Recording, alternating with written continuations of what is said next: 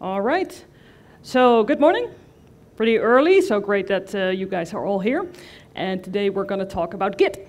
And I created this session actually a long time ago. I did update it a little bit, but I created it pretty soon after I learned Git myself. Because Git is a great tool, and you need Git if you work with code in any way, or if you work with text files, anything that's not Office, you need Git, and Git's gonna make your life better. But Git is also can be pretty complicated, and people who have used Git for a while tend to think that it's not complicated anymore. Looking for the mic? Yeah, we're going well? Yeah. So what I had happened to myself is I was working with PowerShell and people were like, oh, you need to learn about Git. So here are like 1,000 commands you can use and look how easy it is, now you go. And I was like, okay, I'm totally confused and never mind, I'm gonna do it my old way of putting all my scripts in OneDrive or something like that. And then someone taught it to me in a way I understood, and that's with small bits at a time. And I started using it myself, and I fell in love with it. And I wish everyone could get that experience, so I learned it to a full team that way, and that's why we're here today, to get to learn really the basics of what Git can do for you. Let's check the clicker, yeah. So before we start out, we have to thank our sponsors here, because events like this are not possible if we don't have the sponsors. So Patch My PC, Chocolatey, I saw they are in the booth there having some really good swag, so you can take a look later. And no, the clicker thing is not gonna work. You want my clicker? You know what would help? If I put the USB in there.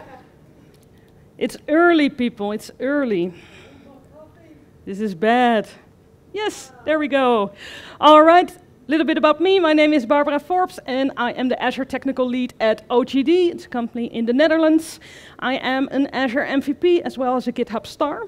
And I've got all these nice little socials here. The first one is Twitter. You can find me on Twitter on BA4BES. That's also for GitHub. And as we will never know what's going to happen with Twitter these days, I also made a Mastodon. Don't tell anyone, I'm not too crazy about Mastodon, but we know it's realistic that Twitter might blow up somewhere in the next weeks, and then I have Mastodon and we can still find each other. So you can find me at ba@4bes.dev.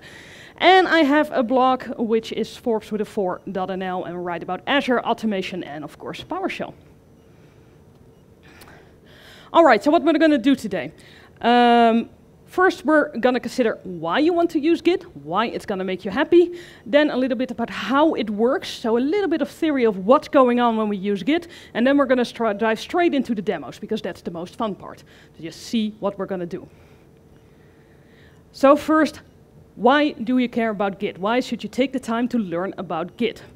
So Git solves a few problems for us. And I'm going to focus on one of them, because I think this is the one that pretty much everyone who works with any file whatsoever will recognize. So let's say we're working on our script. We have script.ps1, and we're creating a beautiful solution here. And it's becoming larger and larger, and we reach that point where we think, okay, I want to make some big changes to my script, and there's a pretty big chance that I'm going to make things worse. So I want to make sure that I keep the version that I have now, so I can always move back in case I make a mess and I don't understand what I'm doing anymore. So what we do is we create script2.ps1, and we start working in that. So very efficient, we have an old version we can go back to in case we mess up, and we have script2, and we're working on that. And the script's getting bigger, and we will probably reach that stage again where we're like, okay, I want to make sure I keep track of something that's kind of working, but could be more nice. So we create script3, and then just some small changes. So we create script3b, and then we think, okay, this is getting messy. We are so close to the final solution. Let's put it all together in script_final.ps1. And then at one point you reach script_final2.ps1, then script_final, really, this is the one.ps1, and we can go on and on. Is this familiar for everyone? Probably. Yeah, this is what we do. And this is one of the problems that Git can solve for you. So what we do when we have Git. So here on the bottom we have our file explorer with our script.ps1. And the purple square on the top, because purple makes everything better, the purple square is Git. So this is software that we install on our computer. We're all working on our local computer here. We have a little bit of software running. So we are working on our script, and we've reached that level where we think, I want to be able to go back to this point. So I want to be able to swift back in case I make some mistakes, mess everything up, or from some other reason. So I sort of want to make a snapshot of what we're doing now. So we store that in Git. Tell Git we want to make a snapshot. We do that, and we can keep working. We're still working in script.ps1 instead of creating new versions. But we can go back to that old version. And if we reach that stage again, we again store one version in Git. So we tell Git, I want to make a snapshot. And we keep doing that and keep doing that. So now we're 3 levels in. We've got 3 old versions that we can always refer back to. We can always see that history. But in our file explorer, we're still working on script.ps1. And we don't have that mess of 15 files with increasingly longer file names. So here we have one problem solved. But how about the scenario where you think, okay, I have my script here, but what if something happens to my computer? I need to have some sort of backup of my files. I need to make sure they are secure. Or what if I think, well, I have 2 computers and I want to use them both to work on the same scripts. So maybe you have a work laptop and a personal laptop, or you have a laptop and a desktop, something like that. Or maybe you want to share your code with someone else. And I think we all also know what a pain that can be. If anyone has ever tried to send a PS1 file through email and make up some random extension so that it would allow it and give instructions to change the extension back, it's always messy.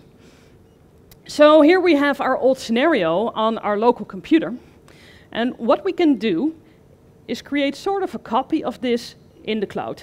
So we do that in a Git provider. So a Git provider can be GitHub, it can be GitLab, Azure DevOps, Bitbucket, a few more of these. So you can store everything that you have in the cloud as well. Make sort of a synchronization. And at this level, as you see, my whole history is in the cloud. So everything I've done is also in the Git provider and on my local computer. And now if my computer breaks or I want to connect through another computer, I can get them from that Git provider. And I get the full history when I do that, so nothing is ever lost that way. So Git can do a lot more, but I think these are the ones that most people can find useful any day, anytime they're working with code. So before we dive in how you can use Git, let's consider a little bit what's actually going on, because it can get a little bit confusing. So I try to visualize it. So on the left, we have our local folder. So this is what we already had. In our file explorer, we are working on our files.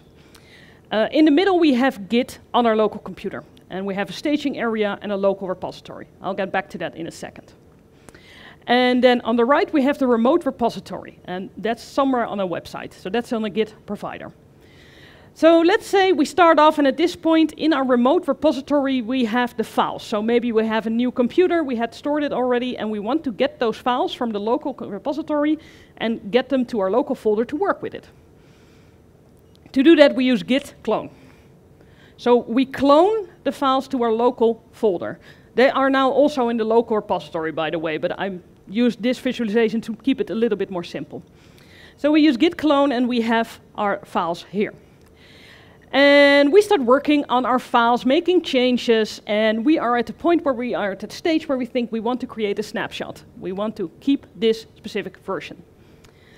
And what we do is we use git add, and with that we add stuff to the staging area. So the staging area is where you store the stuff where you say, hey, if I create a snapshot, this is what I want to save. This also gives you the option to not save everything. So maybe you have some files where you're like, okay, I just put a temp file in there. I don't want it to be part of this snapshot. You are able to do that. What you can do in practice actually is omit the staging area when you use Visual Studio Code, and we'll see that in a second. But that's something you can do, but overall, you can add all your files to the staging area to make sure these are the files that I want to make part of the snapshot. And when you've done that, you can tell Git, hey, I want to make that snapshot. And you use git commit. So we commit to this snapshot here. And we can add everything there. So at this point, we have made a snapshot on, on our local computer. And we can keep doing that every time. We can make new snapshots, see everything there. And maybe at one point, we're like, OK, we've done work here. We need to store this in that remote repository, because maybe someone else needs access to these great new changes we've made. Or it's the end of the day, and we want to shut down the computer and make sure the code is safe. And at that point, we use git push. And I couldn't get a nice animation, so you just have to believe that it shifts from the local repository to the remote repository here. So as you can see, we can switch between all the stages. And this is something that's different if you are used to like OneDrive or Dropbox or something like that. Then this is different in that most of these actions are manual. This also means that you get a lot of control. So that can really help, especially if you have some sort of production code that needs to be on some level. You have a lot of control. So you can play around with your scripts, and if you make that complete mess, you don't have to actually save it, which is actually helpful compared to something like OneDrive. Oh, final one. So we have our files in a remote repository, and maybe we are now working on a different computer where we already had a local repository, and some changes have been made in that remote repository. It will not automatically sync that to your remote repository, because maybe you had been playing around and you don't want that. So what you do is you use git pull, and with pull you get the files from the remote repository back to your local repository. We're going to see all this in a second. Let me see if I had more. No, that's the one. So we're going to get started on the demo. I did a few things to the VM I'm using here. I created an account at GitHub. You can create that account for free. It doesn't cost anything. Basically, all you need is an email address and a password. I installed Visual Studio Code, which is also free. And I installed Git, which is also free. I'm Dutch. We really like this stuff. So all these files you can get for free, and you can set this up. Of course, I didn't mention it here, but of course I installed PowerShell 7 and the PowerShell extension, because of course you do that. And I ran 2 lines of code, because these are the only 2 configuration files you need to do. So I used git config to install my email address and to get my username out there. And with that, let's get going. I'm so curious if the mouse is going to work on this kind of non-flat thingy, but we're going to see. So to start off, I'm at github.com/new, and I can create a new repository here. So I already created an account, and here I'm going to create a new repository. The first thing I need to come up with is a repository name. It also helps you here with what you should do. I really like this kind of stuff. So it tells you here, a repository name should be short and memorable. I like to add descriptive, especially if it's for your own code. If you're going to make a whole bunch of repository, you're going to get confused really fast if you don't have descriptive names. So for this one, I'm going to use BSD UK demo. Short, memorable, and descriptive. After that, I can choose if I want a public repository or a private repository. Now, as it says here, if it's public, anyone on the world can see your code. They can't change it without your permission, but they are able to see your code. So if this is your personal project, that might not be something you want. And then you can use a private repository. Private is only visible to you and people you invite. So I'm going to make this private, because it's probably going to be pretty silly and the world doesn't need to see that. And then I can initialize this repository. So what I can do is add a README. I always like to do that. You do a README in every Git repository as a best practice. This is where you set some basic information about your project, maybe something on how people can start using it, how people can contribute, stuff like that. So it's always good to have a README file. So I always add that one, and I'll leave the other 2 out to keep everything simple. We're done here. Create this repository. As you see, this is done pretty quickly. So we have a repository remotely now. So this is on GitHub. And what we want to do is make a local version of this repository. So we can click the code button right here. And here we can clone it. Now there are a few different ways to do it, HTTPS, HSH, but I'm going to keep it simple and use HTTPS here. So I'll copy this URL, and then I move to PowerShell, and I use git clone, nice how PS read gives it away, and then the URL. And when I do that, it will create a folder in the folder I'm in now. So take care of your folder structure there, but it will create a new folder for this specific repository. So I have my repository locally now, and I'm going to open it with Visual Studio Code. So we see the name is PSD UK Demo, that's what we called the repository, and I'm going to open it with Visual Studio Code. So here we have our repository and we have our README file. And we see the README file is pretty much empty, but now we have something we can work with. And what I'm going to show you first is how you can do pretty much everything you want in the GUI.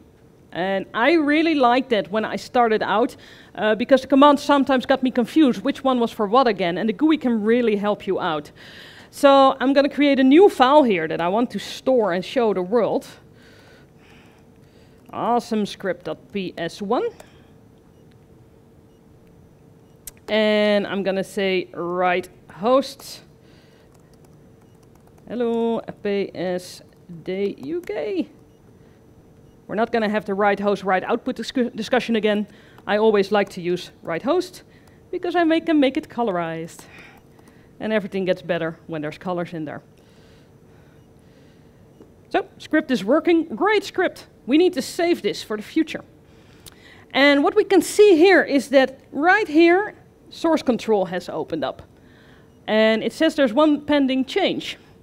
So it shows me something is going on in Git and you want to do something. And it says here awesome script.ps1 has been changed. And if I click it, I can actually see what happened to that script. So it says here there was an empty line and now it says a line has been added. So this is really handy when your scripts get bigger and more complicated. And now I need to add a message. Every commit needs a message. And that message needs to be descriptive of what it does. There's a whole bunch of best practices on how you do it, but overall it needs to be descriptive. Because this is what you use to get back in history.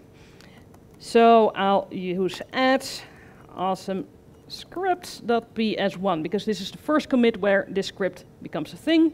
That's descriptive. I'll commit this. And, well, the screen is so big you can probably even read it, but it says there are no stage changes to commit. So remember how we talked about there you have the staging area? And I didn't use it. I didn't do git add. But what Visual Studio Code says, hey, do you just want to stage all the changes and commit them directly? And I can choose always. And this is something you can do with PowerShell. Overall, this works pretty well, and it saves you that one click. So you can choose to do that if you feel like the staging area is not adding anything to your workflow. So I'll say, yeah, I want to commit everything that I forgot to stage. And then I can click sync changes, which will push my changes and will check on the remote repository if there are new changes to be made. It will give me a message, say OK. And it will start syncing to that remote repository. So the little line is gone. It says nothing's to be done here. So let's check on GitHub. And here we can see awesomescripts.ps1 has been added at this point. And I can click on it and that one line is in here. So now if I am on a remote computer, if I'm somewhere else, I can get those lines from here. So we're at that stage, and now we can start making changes. We can start working with the repository and keep cloning and keep getting it back, keep pooling, keep pushing everything, put all the code out there. Now we have done the GUI part, which I really just still today use a lot, because it also helps me remember to commit stuff, because it's easy to forget. I also want to show you how great the Git command line can be. Not time for that, yeah. So in the Git command line, there is a magical command, which is git status. Git status will always tell you what the state of your repository is. And it will also tell you what you need to do. So if you are like, oh, what command was it again? It will probably tell you. So let's see how this works. At this point, it says nothing's to commit. Working tree is clean. Which means so much as there is nothing to do. So it's always the best status. Now let's make some changes to this script.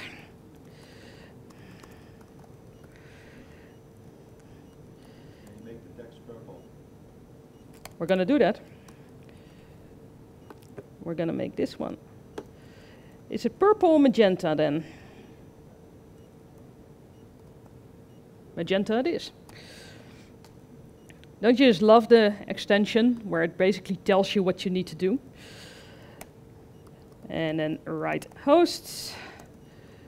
Today is... No, not going to do that one. Date.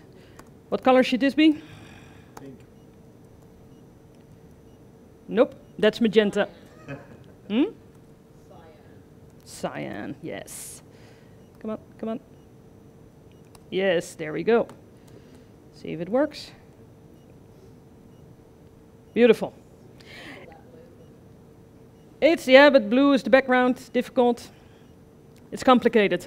But the good thing is that only today we aren't bothered by the American date notation. Because today we're all together, we're all the same. So I will save this file. And I can see that little one popping up here already. But let's just use git status. And it tells you there are changes that have not been staged. So you have made changes, Git is not aware of them at this point. So it's really like a red thing. You've modified something and you haven't stored it yet. So you're losing your backup here. But what I really like about this one is that it tells you what you can do. So if you want to add this to the staging area, you can use git add and then the file name, or git add and then a dot. But it also tells you, hey, if you didn't want to make these changes, you can use restore to get discarded. So even the commands we didn't talk about, it will help you out with, hey, this is how you can get out of the current situation. So I'll add everything. So if I use a dot, it's going to add everything. I don't have to define any files. And now if I do git status again, it says there are changes to be committed. Again, it says I can use git restore if I want to unstage them, if I want to keep working on them, so if I made some sort of mistake. But at this point, let's commit. And yeah, PS readline is giving away my whole demo again, but this is going to get better than if I all type it out, because I'm going to make some typos. So I make git commit and then -m for the message, and then adds a date and foreground colors to awesomescript.ps1. So I'll press enter, and it has now committed them. So I now have a snapshot on my local computer. So let's check where we are at this point. And it says your branch is ahead of original main by 1 commit. It likes to use this kind of language, which is really helpful if you're a beginner and you're like, oh, what did I mean again with that one? But then again, this line does explain. Use git push to publish your local commits. Now that's clear language. This is something we can use. So we use git push. And our changes are now pushed to the remote repository. So let's look at that. I'll refresh here. And now here we have awesome script. We can see the description of the last thing that happens. We added a date and foreground colors. And now my changes are part of this file. And the great thing is I can now go back in history. I can see what the old status was. I can do this locally through the command line, but let's see how we can do this remotely, because then we get that nice GUI where I can actually see what's going on. So here I can see the history of this file. I'll click on history here, and it says there were 2 commits here. We added awesome scripts, and then we added date and foreground colors to awesome scripts. So I can see what has happened at some point. I can click on these, and it will tell me what changes were made. And of course, with this script, that's pretty easy. It's a small script. But if you have a very large script or a lot of changes, this is very helpful. And I can also move back to this specific version. So let's say I want to go back in time to this time. I'll say I browse the repository there. And now I am on a different commit. As you see, the commits have very descriptive names. all commits are basically a hash because there's like a zillion commits in the world out there. So that's just something where you can refer to it, and that's why your commit message is so important. So we can refer back here, and if I now click Awesome Scripts here, I am back at that old version. So I can always go back to old versions, grab some code if I want to, I can refer to it if I want to, but this is something you can really use. And all I really did here was use git status to see. Let's check now. And it's back to nothing to commit, everything is clean.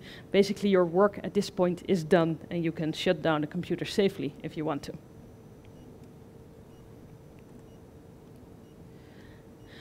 So these are really the basics of Git. Git can do a lot more.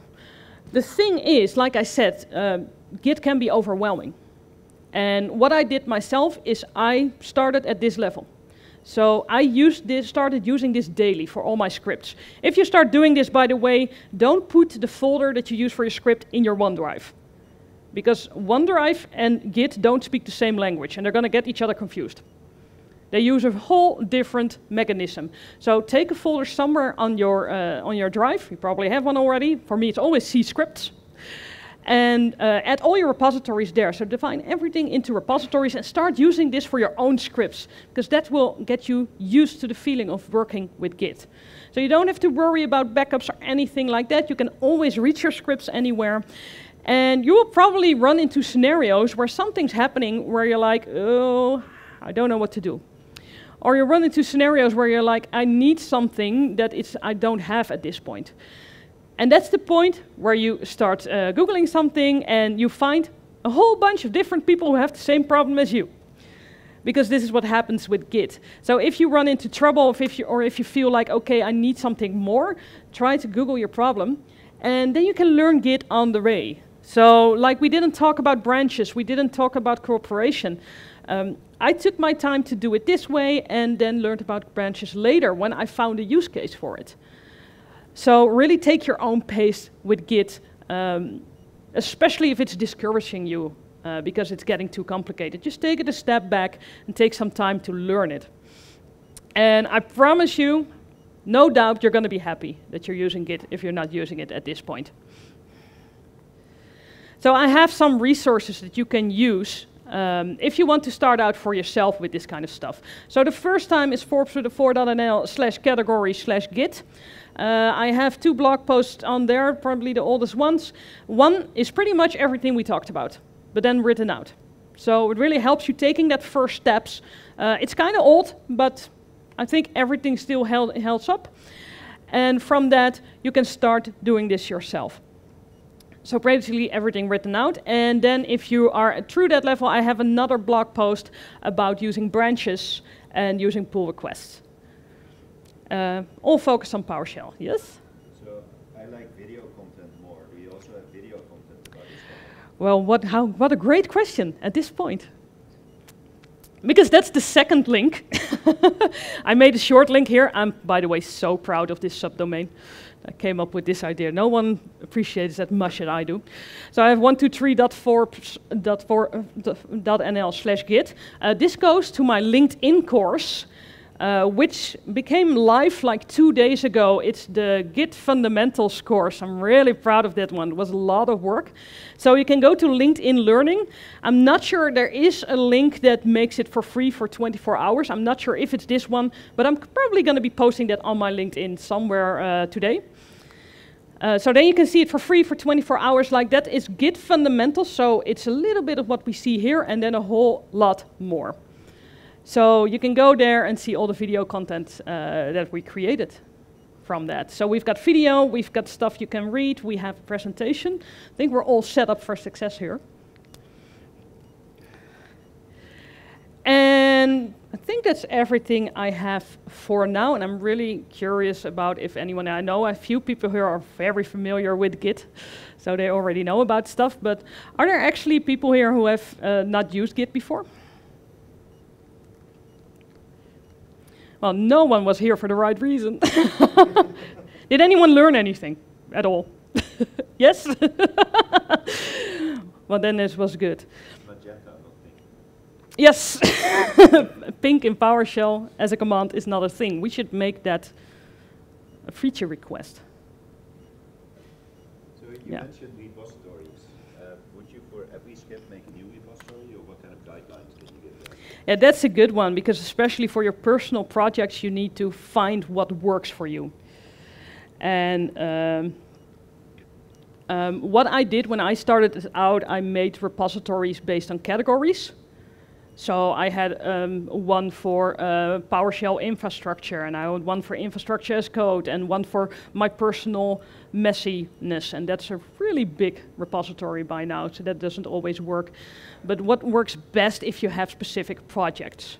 So if you have specific projects where you say, I'm working with a specific product, or I'm creating a specific solution, and create repositories for that. But otherwise, I would also say just try out. You can always change it back and move your scripts to another repository if you get confused at some level. So this all went pretty well. Have you ever had any like panicky or terrifying experiences where like it went totally wrong or you didn't know what to expect? Yes, and that happens actually a lot. Especially if we're working with multiple people on one repository. I mean, Git is great for that. Git can merge your files for you, but it can also say, okay, this is difficult. Maybe you went back one step in history, something like that. And Git can get completely messed up. So at that point, there are two options. One is Google. Search for people who have the same problem and keep messing around until you're on the better side. Because Git has really a lot of scenarios to help you out with that. Because this really happens a lot. So specifically if you're working with production code, it can be a bit terrifying. Google and try to find out how you can save yourself. And the other solution is to throw away the local repository and clone it a new one. And I've done that a lot, and there is no shame in that. It really works. If you are really in a mess and you're like, okay, whatever is happening in a remote repository, I need to get this out of here, just rename it locally, clone a new one, and then remove the old one. Because it's a shame to be frustrating yourself, but I have seen people who say, I take every time and I'm at that level as a learning experience. So it's also possible to take it as an experience to learn something new about Git. But there's no shame in just starting over. It's a good thing that you can. Yes? Oh, I can't hear you.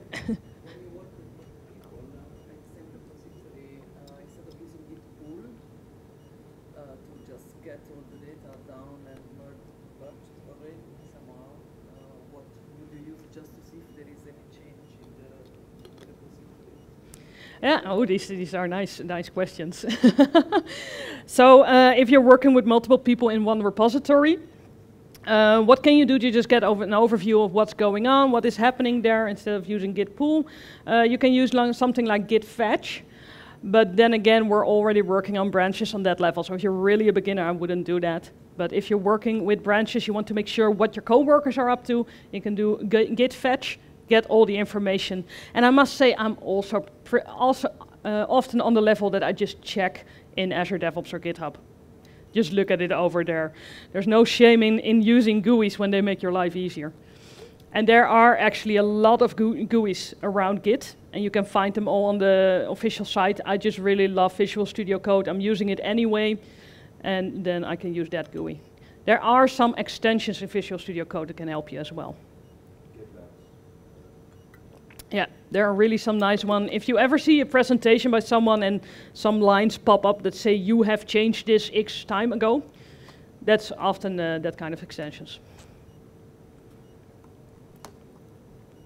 Yes? Is there any benefit in using something like Azure DevOps over GitHub if you're a heavy kind of Microsoft, if you're kind of in Azure and you're using that? Is there benefit in using that over GitHub, or what do you prefer to use at work, or That's always such a good question. It comes up so often, the Azure DevOps versus GitHub question. So there are some preferences that you can have. I see a lot of companies working with Azure DevOps because they are already working with Azure. And you have Azure AD there, so it's a little bit closer on there. While GitHub has more tools for open source, but it also overall has more tools to work with, like Copilot, like code spaces, which we're going to hear about later today. So there are a lot of options where it's really developer focused in GitHub. So overall, it really depends on what your use case is and what you're willing to spend on extra solutions, because often they will cost money. I will say, when you are doing stuff for yourself, so open source community stuff, to me, GitHub is the winner. But for companies, yeah, I still see Azure DevOps a lot more than GitHub at this point. But those tools that GitHub has are so awesome.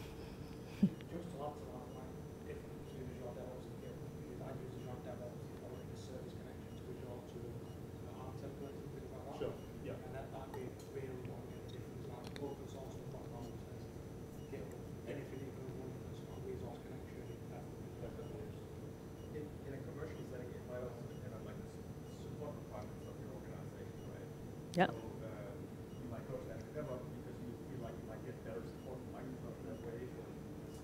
Yeah, that's true. Yeah.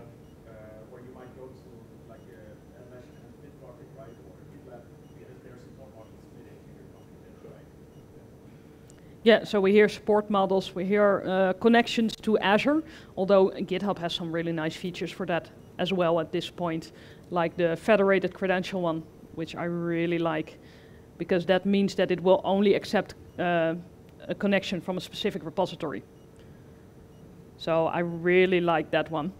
But then again, with Azure DevOps, you can use a managed identity, which you can also do in an agent with GitHub. They are pretty similar. The only thing I always recommend, if you're using pipelines whatsoever, so it's a little bit outside of Git, if you're using pipeline whatsoever, if you know one of them, take the time to learn the other one, because they're so close together that it's really a profit to, with a small effort, you can learn them both. Thank you. So I think we're pretty much through. What time is it? Are we allowed? Yeah. So we can give a little bit extra time back. So thanks everyone for being here so early on the day, and I hope you have fun the rest of the day.